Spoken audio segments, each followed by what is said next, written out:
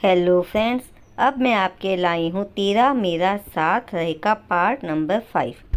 इसके बाद तो अने की नज़रें अक्सर नैना का ही पीछा करती थी।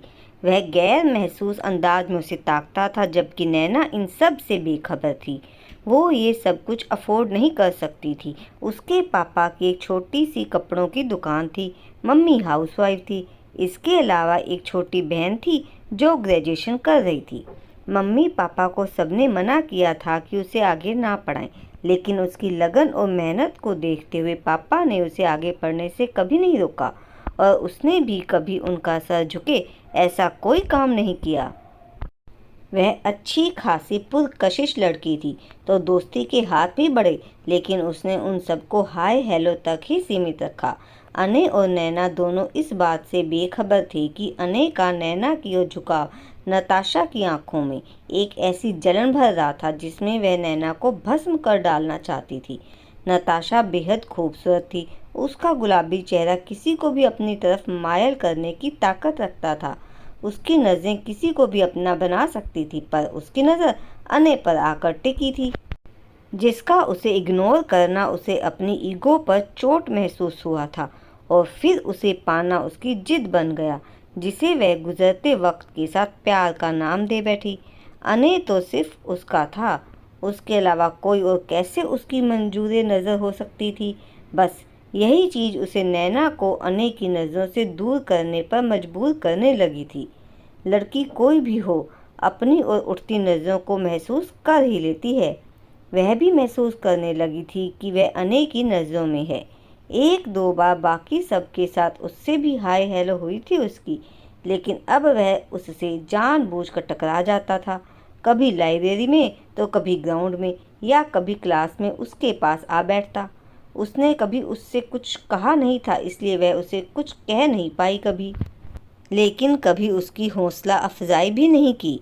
मगर उसे क्या मालूम था कि उसका यही लिया दिया अंदाज अने को उसकी तरफ और अट्रैक्ट कर रहा है। हेलो, कैसी हैं आप? अने उसे ग्राउंड में बैठा देखकर उसके पास चला आया था। हेलो, मैं ठीक हूँ। कोई काम था आपको? नैना को उसका इस तरह बात करना बिल्कुल पसंद नहीं आ रहा था। वह एक लोअर मिडिल क्लास फैमिली से ताल्लुक़ रखती थी और जिस मुश्किल से गुजर कर वह यहाँ पहुँची थी, अब अपनी तमाम मेहनत को वह बेकार नहीं करना चाहती थी।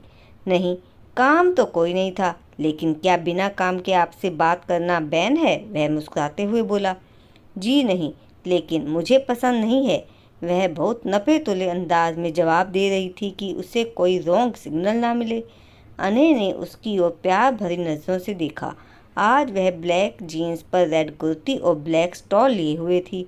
नैना वह पहली लड़की थी जो उसकी नज़रों से होकर उसके दिल पर दस्तक दे चुकी थी, जिसकी बड़ी बड़ी काली आंखों में वह अपना अक्स देखना चाहता था।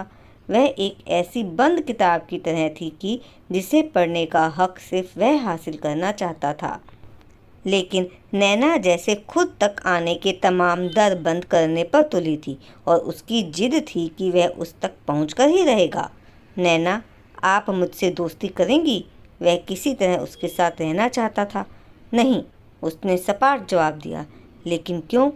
वह बिना जवाब दिए ही उठने लगी कि अने के सवाल उसे कुछ और ही लग रहे थे और यहाँ तमाशा बनाना उसे गवारा ना था। आप मुझसे भाग रही हैं, लेकिन क्यों? हम साथ पढ़ते हैं तो दोस्त तो बन ही सकते हैं ना, इसमें गलत क्या है? वह हैरान सा खड़ा हो गया। देखिए अने, आप साथ पढ़ते जरूर हैं, लेकिन मैं किसी की दोस्ती अफोर्ड नहीं कर सकती। आप मुझे नैरो माइंड कह सकते हैं, लेकिन मैं ऐसी नहीं हूँ। आप प्लीज़ आगे से ऐसी बातें ना करें, उसने कहा और लाइब्रेरी की तरफ बढ़ गई। नैना, तुम मुझसे कितना भी दूर जाने की कोशिश कर लो, आना तो तुम्हें एक ना एक दिन मेरे ही पास है। वह गुनगुनाते हुए उसके जाने के बाद कैंटीन की तरफ बढ़ गया था। नैना उसके दिलो दिमाग पर छा चुकी थी। अने से दूर रहो तुम। वह लाइब्रेरी से निकली ही थी कि नताशा की तेज़ आवाज़ उसके कानों में पड़ी। उसने पलट कर देखा तो नताशा उसके सामने खड़ी थी। उसकी शॉर्ट कट बाल लहरा रहे थे और गोरा रंग चमक रहा था, मगर जो बात उसे अजीब लगी वह थी उसकी आंखों में झलकती नफरत। उसे याद नहीं आ रहा था कि उसने कभी नताशा से बात भी की है, मगर आज उसका उसे इस तरह से रोकना हैरान कर गया, वो भी अने के हवाले से। मैं कुछ समझी नहीं, आप क्या कहना चाहती हैं? यह भोली और नासमझ बनने का नाटक मेरे सामने मत करो। मैं अच्छी तरह से जानती हूँ तुम जैसी लड़कियों को। उसे इग्नोर करने का नाटक करके उसे अपने पीछे दौड़ाना चाहती हो। मैं ऐसा कभी नहीं होने दूंगी। वह जैसे उसे नज़रों से ही ख़त्म कर देना चाहती थी। नैना उसके रिएक्शन पर धीरे से मुस्कुरा दी थी, जिस पर वह और जल गई। नताशा, आप गलतफहमी का शिकार हैं। मैं किसी को अपने पीछे नहीं दौड़ा रही हूँ और ना ही कोई नाटक कर रही हूँ। मुझे अने में ना कल कोई इंटरेस्ट था और ना ही आज है। तुम्हारा अने तुम्हें ही मुबारक। और हाँ, संभाल कर रखना उसे, उसने बड़े आराम से कहा। अपने ये पैंते मुझ पर चलाने की ज़रूरत नहीं है। इन सब बातों से अने बेवकूफ़ बन सकता है, मैं नहीं। आइंदा तुम मुझे उसके आसपास भी नज़र नहीं आनी चाहिए, वरना तुम्हारे लिए अच्छा नहीं होगा। उसने उंगली उठाकर उसे वार्न किया। अरे अरे, आराम से, कहीं तुम्हारी नाजुक कलाई और उंगली में फ्रैक्चर ना हो जाए। और हाँ, मुझे यह धमकी देना बंद कर दो। मुझे सच में उसमें कोई दिलचस्पी नहीं है। वो मेरे लिए बिल्कुल मैटर नहीं करता। और रही बात आसपास नज़र आने की, तो वो तुम अपने बॉयफ्रेंड से कहो कि मेरे आसपास नज़र ना आए। उसने उसे जवाब दिया और तेज कदमों से चलती हुई कॉलेज से निकल गई। नताशा अंदर ही अंदर उसके तेवर पर बल खाकर रह गई थी, मगर कहीं ना कहीं उसे इस बात की तसल्ली भी हो गई थी कि उसकी अने में कोई दिलचस्पी नहीं है। ऐसे ही आंखों में 1 साल कब गुजरा उसे पता ही नहीं चला।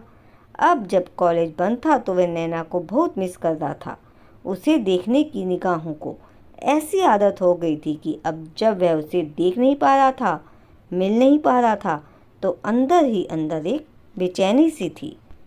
उसने सोच लिया था कि वह जल्दी ही उसे प्रपोज करेगा। अभी तक तो वह उसके दिल की बात जानती ही नहीं थी। तुम अभी तक तैयार नहीं हुए या नहीं? चलो जल्दी तैयार हो जाओ। नताशा का भी फ़ोन आया था, उसे भी साथ लेकर जाना। मम्मी ने उसे ऐसे बैठे देखकर कहा। किसी दोस्त के बेटे की शादी थी और पापा ने उसे वहां जाने के लिए बोला था। वह अनमने ढंग से उठा था। तो दोस्तों, क्या होगा आगे? क्या नताशा उसे अने की ज़िंदगी से बाहर निकाल फेंकेगी, या अने नैना को अपने प्यार का इजहार कर पाएगा? जानने के लिए अगला भाग जरूर देखिएगा। धन्यवाद।